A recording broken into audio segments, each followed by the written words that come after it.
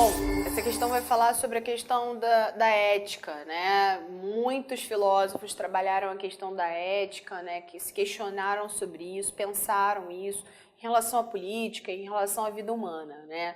Especificamente, Nietzsche tem uma visão bem interessante sobre essa questão, né? Como filósofo mais contemporâneo, né? Ele vê através do nosso tempo, né? A ideia de que o bem e o mal, né, o certo e o errado são construções, né?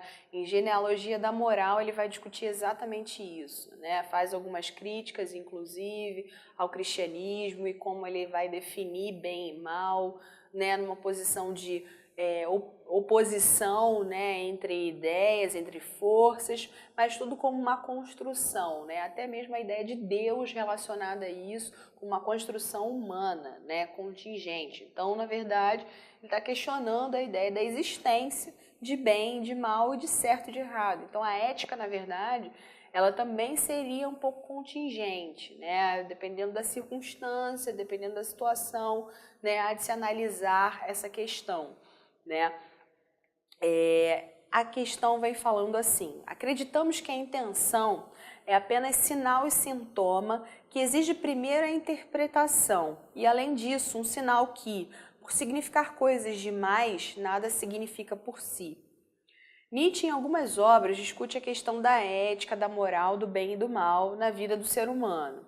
Em relação a essa questão levantada pelo filósofo, podemos dizer, né, letra A, para ele, o bem e o mal têm disposições previamente definidas e isso indica o que é correto e incorreto nas ações humanas, né? Exatamente o contrário, né? Um questionamento. E isso é próprio mesmo da pós-modernidade, né? Um certo relativismo em relação a essas questões e a percepção de que essas questões são construções, né, do ser humano. B, ele defende a ideia de bem e mal retomando a perspectiva cristã, né? Muito pelo contrário, como a gente falou, ele rompe um pouco essa visão do cristianismo, né, e da própria religião, né, que para ele, inclusive, são quase como amarras ao ser humano, né? Estão limitando a capacidade racional do ser humano. Letra C. Ele desconstrói a ideia de bem e mal, indicando que são construções humanas e contingentes, né, circunstanciais. É nesse sentido mesmo, né? Essa é a nossa melhor opção. Letra D. Para o filósofo, assim como os fenícios que adoravam o deus Zaratustra, há uma força do bem e outra do mal que existe em cada um de nós, né? Não é essa discussão, embora ele pense mesmo outras civilizações, né?